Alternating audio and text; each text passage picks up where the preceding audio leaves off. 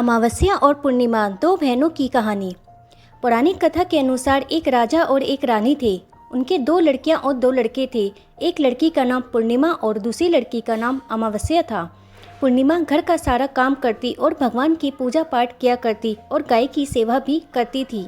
लेकिन अमावस्या ना तो घर का काम करती, न ही भगवान की पूजा पाठ करती और ना ही गौ की सेवा किया करती थी। फिर भी राजा और रानी अपने दोनों बेटों और अमावस्या को बहुत प्यार करते थे, लेकिन पूर्णिमा से नफरत करते थे। राजा के दोनों लड़के और लड़कियां धीरे धीरे बड़े हो गए। राजा ने दोनों लड़कों का विवाह कर दिया। इसके बाद रानी ने कहा कि दोनों लड़कियां भी विवाह योग्य हो गई हैं, तो इनका भी रिश्ता तय करके विवाह करवा दो। अब रानी ने राजा को दोनों बहनों का रिश्ता तय करने के लिए भेजा, तो राजा ने अपने पड़ोसी राज्य के राजकुमार से अमावस्या की शादी का रिश्ता तय कर देते हैं और उसी गांव में एक गरीब लड़के से पूर्णिमा की शादी का रिश्ता तय कर देते हैं। राजा अपनी रानी को दोनों बहनों की शादी के रिश्ते के बारे में बताते हैं, तो रानी सोचती है, अब देखती हूँ कि पूर्णिमा की मदद भगवान कैसे करते हैं, क्योंकि वह पूजा पाठ बहुत करती है और गाय की सेवा भी करती है।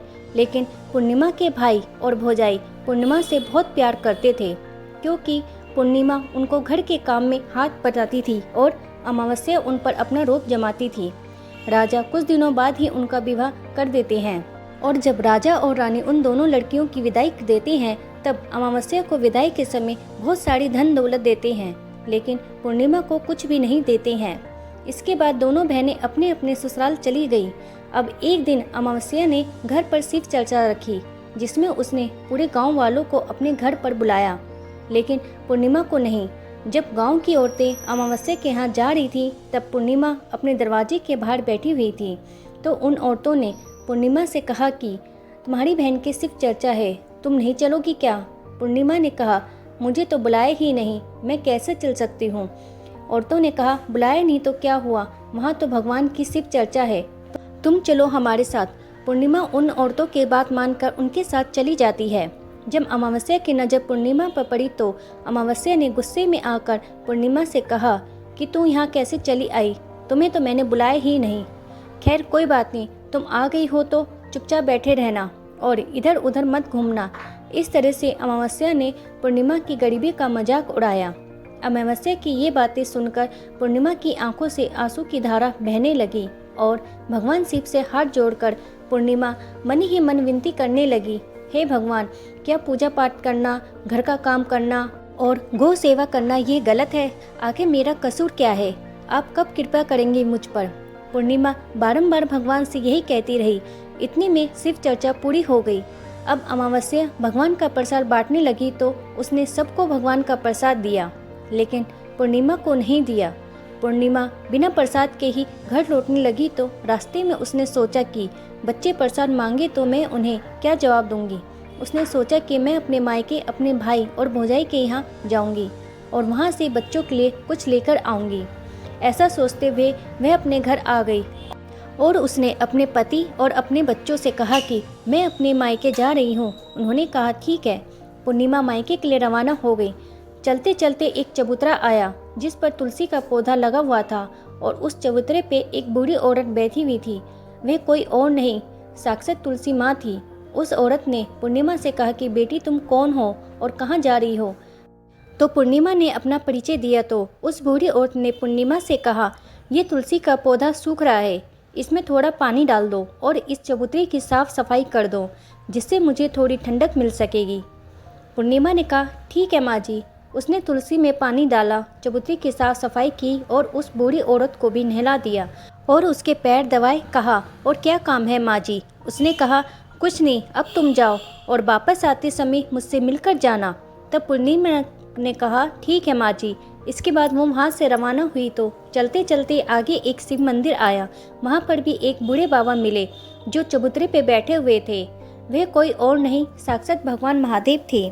उन्होंने पूर्णिमा से कहा, बेटी तुम कौन हो और कहाँ जा रही हो? पूर्णिमा ने अपना परिचय दिया। फिर उस बूढ़े बाबा ने पूर्णिमा से कहा, इस चबूतरे और इस मंदिर की साफ सफाई कर दो। बेटी पूर्णिमा ने कहा ठीक है बाबा, और उसने चबूतरे और मंदिर की साफ सफाई की और पूजा पाठ की और उस बूढ़े बाबा को भी नहला दिया और कहा, और क्या काम है बाबा? उस बूढ़े बाबा ने कहा, कुछ नहीं बेटी, अब तुम जाओ और वापस आते समय मुझसे मिलकर जाना। पूर्णिमा ने कहा ठीक है बाबा, और वह वहाँ से रवाना हुई और आगे चलते चलते काली माँ का मंदिर मिला। वहाँ भी एक बूढ़ी औरत चबूतरे पे बैठी हुई थी। उस बूढ़ी औरत ने पूर्णिमा से कहा, तुम कौन हो बेटी और कहाँ से जा रही हो? पूर्णिमा ने अपना परिचय दिया। तब उस बूढ़ी औरत ने पूर्णिमा से कहा, बेटी यहाँ सब पूजा पाठ करने तो आते हैं, लेकिन मंदिर की साफ सफाई कोई नहीं करता है, इसलिए इस चबूतरे और मंदिर की साफ सफाई कर दो। पूर्णिमा ने कहा ठीक है माँ जी। तब पूर्णिमा ने मंदिर और चबूतरे की साफ सफाई की और माता का श्रृंगार किया और उस बूढ़ी औरत को भी नहला दिया और बूढ़ी औरत के पैर दबाए। फिर पूर्णिमा ने कहा, और क्या काम है माँ जी? तब उस औरत ने कहा, कुछ नहीं, अब तुम जाओ और वापस आते समय मुझसे मिलकर जाना। तब पूर्णिमा ने कहा ठीक है माँ जी। इसके बाद वो वहाँ से रवाना हुई और थोड़ा आगे चलते चलते एक नदी आई। नदी के किनारे भी एक बूढ़ी औरत बैठी हुई थी। वह साक्षात गंगा मैया थी। उस बूढ़ी औरत ने कहा, तुम कौन हो बेटी और कहाँ जा रही हो? पूर्णिमा ने अपना परिचय दिया। इसके बाद उस औरत ने पूर्णिमा से कहा, इस नदी पर स्नान करने तो सब आते हैं, लेकिन यहाँ साफ सफाई कोई नहीं करता है, इसलिए तुम इस किनारे पर साफ सफाई कर दो। पूर्णिमा ने कहा ठीक है माँ जी। पूर्णिमा ने वहाँ पर साफ सफाई की और उस औरत के पैर दबाए और कहा, और क्या काम है माँ जी? उस बूढ़ी औरत ने कहा, कुछ नहीं बेटी, अब तुम जाओ और वापस आते समय मुझसे मिलकर जाना। इसके बाद पूर्णिमा नाव में चढ़ने लगी तो नाव फूलों से सजी हुई थी। वह नाव में बैठकर नदी के किनारे उतर गई और वह अपने पियर पहुंच गई। वहां पर पूर्णिमा के भाई भौजाई ने उसे देखा तो वो बहुत खुश हुई और उन्होंने पूर्णिमा की बहुत खातिरदारी की और खूब सारी बातें की और कहा कि बच्चों को भी साथ लेकर आती। इसके बाद सब खाना खाकर सो जाते हैं। सुबह जब पूर्णिमा ने अपने ससुराल जाने के लिए कहा तो भाभीयों ने उसे एक लाल साड़ी दी और एक थैले में बच्चे के लिए कपड़े और खाने पीने के कुछ सामान रख दिए और कहा, तुम बहुत दिनों बाद आती हो, जल्दी जल्दी आया करो। पूर्णिमा ने कहा ठीक है। इसके बाद पूर्णिमा की भाभीयों ने पूर्णिमा को हाथ में थैला दिया और कहा कि जाओ और वापस जल्दी आना। इसके बाद पूर्णिमा वहाँ से रवाना हुई और उसी नदी के किनारे पर पहुँच गई। नाव में बैठकर नदी के दूसरे किनारे पर उतर गई। वहाँ पर उतरने के बाद पूर्णिमा को वही बूढ़ी माँ मिली जो साक्षात गंगा मैया थी। उस बूढ़ी माँ ने कहा, आ गई हो बेटी? पूर्णिमा ने कहा, हाँ मैं आ गई। तो उस बूढ़ी माँ ने पूर्णिमा को एक थैला दिया और कहा कि इसे तुम अपने घर ले जाकर ही खोलना। पूर्णिमा ने कहा ठीक है माँ जी। अब पूर्णिमा के पास 2 थैले हो गए। उन्हें लेकर वहाँ से रवाना हुई। पूर्णिमा अब आगे चली तो वहीं काली माँ का मंदिर आया। वहाँ पर भी काली माँ बूढ़ी माँ के रूप में बैठी हुई थी। उसने कहा, आ गई बेटी? पूर्णिमा ने कहा, हाँ माँ जी मैं आ गई। तो काली माँ ने भी एक थैला दिया और कहा कि इसे घर ले जाकर ही खोलना। पूर्णिमा ने कहा ठीक है माँ जी। और अब पूर्णिमा के पास 3 थैले हो गए। पूर्णिमा ने एक थैला सर पे लिया और एक एक थैला हाथ में ले लिया और वहाँ से रवाना हुई और आगे चली तो वहीं भगवान शिव का मंदिर आया। वहाँ पर भगवान शिव बूढ़े बाबा के रूप में बैठे हुए थे। तो उन्होंने कहा, आ गई बेटी? तो पूर्णिमा ने कहा, हाँ बाबा मैं आ गई। तो उस बूढ़े बाबा ने भी पूर्णिमा को एक थैला दिया और कहा कि इसे अपने घर ले जाकर पूर्णिमा ने कहा ठीक है बाबा। अब पूर्णिमा के पास 4 थैले हो गए। अब पूर्णिमा के पास 4 थैले हो गए। अब भला वह अकेली 4 थैलों को कैसे ले जा सकती थी? इसलिए उसने पुरानी साड़ी निकाली और उन 4 थैलों को साड़ी में इकट्ठा बांध लिया। और अब पूर्णिमा वहाँ से रवाना हुई और थोड़ा आगे चली तो वहीं तुलसी माँ बूढ़ी औरत के रूप में बैठी हुई मिली। उसने पूर्णिमा से कहा, आ गई बेटी? हाँ माँ जी मैं आ गई। तो तुलसी माँ ने भी पूर्णिमा को एक थैला दिया और कहा कि इसे घर ले जाकर ही खोलना। पूर्णिमा ने कहा ठीक है माँ जी। अब पूर्णिमा के पास 5 थैले हो गए। पूर्णिमा वहाँ से रवाना हुई और सीधा अपने घर आ गई। पूर्णिमा ने थैलों को नीचे रखा और सबसे पहले अपने मायके वाला थैला खोल कर देखने लगी तो उसमें बच्चों के लिए अच्छे अच्छे कपड़े और बच्चों के खाने पीने की चीज़ें और कुछ गहने थे। पूर्णिमा ने अपने बच्चों को वो नए नए कपड़े दिए और खाने पीने की चीज़ें दी तो मैं बहुत खुश हुई। अब पूर्णिमा ने दूसरा थैला खोला जो उसे गंगा मैया ने दिया था। उसमें सोना चांदी भरा हुआ था। अब पूर्णिमा ने तीसरा थैला खोला जो उसे काली माँ ने दिया था। उसमें 16 श्रृंगार का सामान भरा हुआ था। अब पूर्णिमा ने चौथा थैला खोला जो भगवान शिव ने उसे दिया था। उसमें धन संपत्ति और बहुत सारी खुशियाँ भरी हुई थी। अब पूर्णिमा ने पांचवा थैला खोला जो उसे तुलसी मैया ने दिया था। उसमें चावल, दाल और 7 प्रकार का धान भरा हुआ था। अब पूर्णिमा के घर में किसी भी चीज़ की कमी नहीं थी और उसका घर धन धान्य से परिपूर्ण हो गया। अब पूर्णिमा और उसका परिवार खुशी खुशी रहने लगा। अब पूर्णिमा के मन में विचार आया कि क्यों ना मैं भी अपने घर शिव चर्चा कराऊं और शिव चर्चा का कार्यक्रम रखा। पूर्णिमा ने गांव से सभी को बुलाया और अपनी बहन के घर भी गई अपनी बहन को बुलाने के लिए। अब अमावस्या अपनी बहन के शिव चर्चा में आई तो उसने देखा कि पूर्णिमा के घर किसी भी चीज़ की कमी नहीं है। इतनी धन दौलत देखकर अमावस्या हैरान रह गई और उसने पूर्णिमा से कहा कि तुम्हारे घर में इतनी धन दौलत कैसे आई। पूर्णिमा ने कहा, देखो बहन, तुमने शिव चर्चा रखी और उसमें मुझे नहीं बुलाया, तो भी मैं बिन बुलाए तुम्हारे घर आई और तुमने भगवान का प्रसाद तक मुझे नहीं दिया और तुमने मेरी गरीबी का मजाक भी उड़ाया। उसके बाद मैं जब अपने घर आ रही थी तो रास्ते में मेरे मन में विचार आया कि घर पर बच्चे जब प्रसाद मांगे तो उन्हें मैं क्या कहूँगी। इसलिए मैंने सोचा कि मैं अपने मायके जाऊँगी और मैं अपने मायके चली गई और जो कुछ भी घटना हुई वह सब अमावस्या को बता दी। तब अमावस्या ने पूर्णिमा से कहा, तुम भी मुझे प्रसाद मत दो और मुझे डांटो। लेकिन पूर्णिमा ने कहा कि ये तो भगवान का प्रसाद है, मैं तो सबको दूंगी और तुम्हें भी दूंगी। फिर भी अमावस्या ने प्रसाद भी नहीं लिया और वे सीधा अपने घर चली गई। घर जाकर अपने बच्चों से कहकर वे अपने मायके जाने के लिए रवाना हो गई। चलते चलते रास्ते में वही तुलसी माँ मिली जो चबूतरे पर बूढ़ी माँ के रूप में धारण करके बैठी हुई थी। उस बूढ़ी माँ ने अमावस्या से कहा, बेटी तुम कौन हो और कहाँ जा रही हो।